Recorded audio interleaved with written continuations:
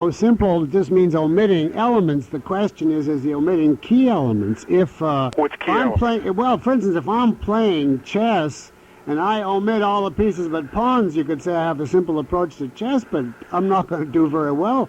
And for Forrest Gump, leaving aside the run of incredible luck that he got thanks to the scriptwriter, his simplicity would have left him just sitting by the bus forever. You need intelligence to cope with life. Simplicity, in quotes, is not enough. If you're an animal. Yes, you do need simplicity. I mean, yes, you do need. Life is complex. And don't you need intelligence? I don't think life is any more complex than the Serengeti Desert. You know, with all the animals and the survival of the fittest. Can I ask you a question? Yes. Do you recognize the distinction between the way animals survive and human beings survive? So how they survive? Do you recognize the difference? Well, how they survive is not important to me. To me, it's important. It's the strength of those who make it. No, but I think to me, it's an important question, so indulge me for a moment. Okay. Is there a difference in principle between the method by which human beings survive and the method by which animals survive? Because I agree with you that what you call simplicity is fine for animals. But that's because they're essentially different in this issue from human beings. What's the difference? Well, coming from the level of complexity, even the strongest who understand the complexity of life survive if they're taught properly. By their parents, you mean? Yes. But I'm saying let's take a difference between a wild beast and a human being.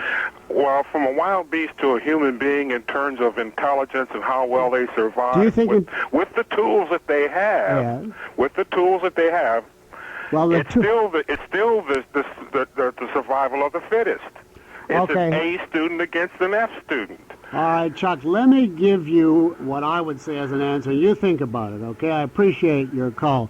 But listen to this and just think about this, because I got a few more people here I want to chat with. The difference is this: animals have instincts. They are built in such a way that they automatically react to whatever stimuli impinge upon them in a pro-life, pro-survival manner. Humans have instincts too. Excuse me. No, sir, they do not. Yes. I beg to differ. An instinct is an automatic form of knowledge. And human knowledge... Instincts to survive. No, sir, I don't think there's an instinct to survive. And a simple example of that would be suicide, which is a major issue in human life. No other species goes out and says to itself, I've had it. I don't want to remain alive. I kill myself. Human beings can do it because human beings, apart from every other species, have the faculty of reason. This gives them the faculty of choice.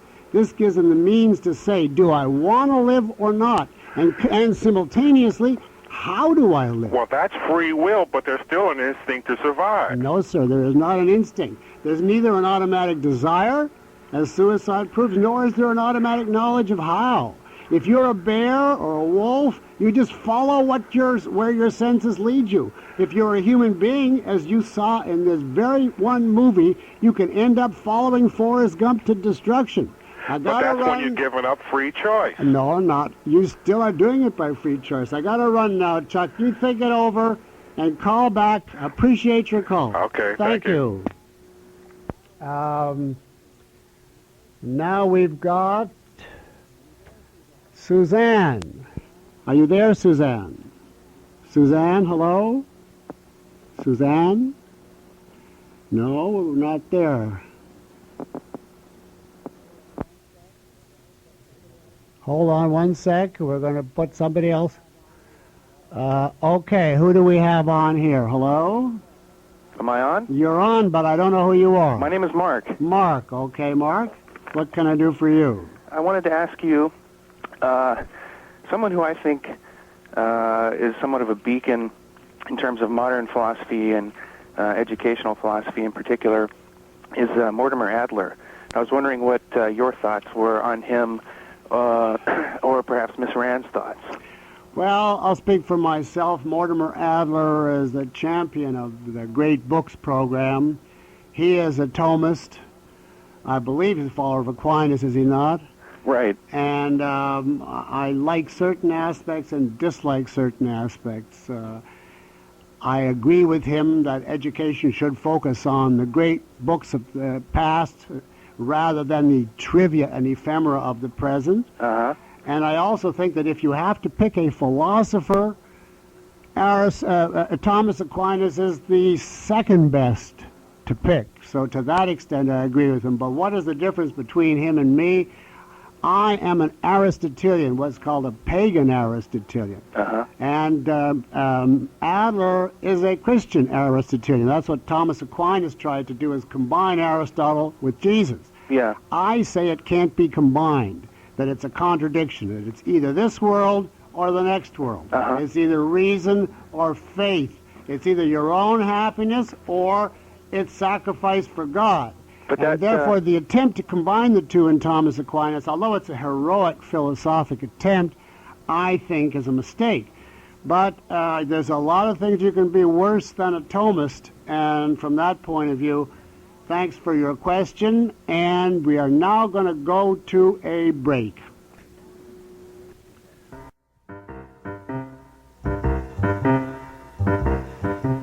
Hi, the time is 12:46. My name is Leonard Peikoff. Our subject today, the revolt against intelligence. Fred, you're on KIEV. Thank you. You want to contest what I said about Forrest Gump, right? Not contested, but here's a different analysis. Okay. I'm not committed to this, and it's directly about the popularity of the picture rather than the film itself. But Okay. plausible, and I'd like to hear what you think. Okay. The idea is that the success of the film does not reflect a popular belief that intelligence or knowledge or focused thinking aren't necessary for success, but the hope that they aren't. And that suggests that the film's success may actually be a hopeful event. No, say that again. The hope that intelligence is not necessary for success That's right. is hopeful. The reason is that you can't expect people to do something about a problem until they understand there is a problem. You can't expect people to rethink their philosophy before they become convinced that their grasp of the world at a philosophical level is inadequate. Now, you don't hope you won't have to meet a requirement or perform an act if you're confident you can. So the popularity of the movie may be a glimmering of a reopening to philosophy on the part of lots of people. Now, let me get that straight, Fred. You say that if the message of the movie is that intelligence is not necessary to success, and I agree with you, that's the message, that is hopeful because that will somehow open people to philosophy. How does the idea that intelligence is dispensable open them to philosophy? No, it's not that. It's their hope. Their hope for? Their hope that you can get along in life without intelligence and knowledge and focus. Oh, you mean, and that's going to then blow up in their faces, and they'll see that you have to have it. Well, that might be putting it a little strongly. But well, how do you think, starting with the hope that intelligence is not necessary, they're going to get to the point of seeing that it is? Well, no. What I'm suggesting is that this may be a glimmering. That many people are beginning to doubt that their understanding of the world is adequate. Well, let me put it to you this way. I think that there is a glimmering in a lot of people that this world is unintelligible. More than a glimmering, there's whole philosophies that say life is completely unintelligible. But I don't think, to me, that is a hope that they're going to discover the importance of intelligence. They're going to go, usually when people start deciding that things are unintelligible, they fall on their knees and pray for someone to care for them. I'll give you this much, Fred, with regard to the movie. There is a better side to the Forrest Gump movie. In a way, it's a satire on the insanity of some parts of American life. What they do is present in a sort of humorous way one aspect of life after the other from the point of view of this is so stupid and so crazy that only an idiot could survive intact. So they send him to the college world, which is full of idiots, and the military world, which is full of idiots, and then the Vietnam protesters who are full of idiots. And meanwhile, everything is interrupted with this news background where another person is senselessly assassinated or the attempt is made, and another and another. So you get the picture that emerges of America itself is such a crazy place, according to the filmmakers, and therefore maybe their message is not from this aspect. Intelligence or the lack of intelligence is good, but the lack of intelligence helps you cope with a maniacal world, so it's a satire in that way. But I still come back to the fact that a lot of this message came from the same idea. Believe it or not, in this country, do you know that in Russia, which was originally the home of communism, but before the communists came, do you know who was considered the holiest person? Are you still there, Fred? I'm still here. Do you know who was considered the holiest person in Russia? Not the saints and not the hierarchy. Who? I don't know. The mental retards. Because it was felt that they were touched by God. Ordinary people had intelligence. But the touch, you know, with the feather coming down in Forrest Gump, the touch of God on your shoulder was to take away this superficial human intelligence. And it's a long-standing mystic tradition to worship the idiot as the vessel of God. And I'm afraid that Forrest Gump comes in there. Thanks very much for your comment, Fred. And now we have Jane. Jane, are you there? How are you? Okay, how are you doing, Jane? Okay. No, I would you love were to hear. talking about the instinct to live and Forrest Gump. I don't even know if he's a real person or not. Well, he's just a novel, but we, you know, He was just a novel. He was a fiction. Yeah, it's fiction. Okay. Well, you were talking about animals not having the will to survive, and there's something on TV. No, not about animals, people. Yeah. Go ahead. Hello. There was something on the Discovery Channel cable. Yeah. It's called People of the Forest, and it showed how ape that was old enough to take care of itself, same intelligence as its parent ape. When the mother ape died, the ape did not want to live anymore, and would just hug the mother and stay there for weeks. And even though the other apes came by, who were its age and older, like older mothers and older dads and cousins, it did not go with them. It did not want to live anymore. Like whales that beach themselves, and lemmings that would go over a cliff, and all kinds of things like fish, the salmon. Now, there are some salmon that want to live, and they do live. But there are some salmon that do not want to live. There are two different kinds of salmon. Some do, some don't, like people. You're not talking about the canned and the free-flowing, right? The two kinds of salmon. You don't mean the ones in cans? And the ones... No, they're living. Some go upstream, and then they go and have babies again the next year. Well, and then there's those that just do it once a year and die. Well, let me give you a quick answer to that, Jane, particularly the lemmings, which I did a little bit of studying on. First of all, I do agree with you. There's such a thing as animals that get so upset that they stop functioning. You know, they get depressed. I can barely hear you. I'm sorry. Is this better? Yes.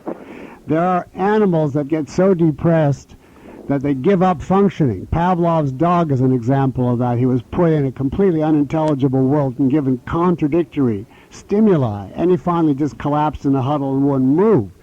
And there are also animals, especially the young ape that you cited, that... this animal was pretty... They're depressed. No better, I mean. The pardon? Really young. The ape was old enough to know better. I understand. The mother that died was more like a grandmother when it died. That's how old the mother was. No, I understand this. I would describe that as the ape was the animal equivalent of depressed, and so it was just gave up functioning, which I don't deny. That is not the same. Excuse me. But Let me finish, Jane. You got to give me an answer because we're running out of time here. That is not the same as committing suicide, any more than the lemmings are. Now, the lemmings do not swim out and then drown by conscious deliberation. They don't sit back there and say, you know, when we go around the corner, it's going to get deep, we're all going to drown, and this is mass death. They don't know that's coming. All they know is that they have an instinct to operate a certain way, and it turns out to be fatal. That, to me, is analogous to a cow that stumbles onto a railroad track, doesn't know anything about the train that's coming, and then gets hit by the train. But the banana tree is right there where the grandmother ape is there. It will not eat it. The food's right in front of it. It knows how to go up in the tree and eat. It knows how to gather food that's right at its feet and eat.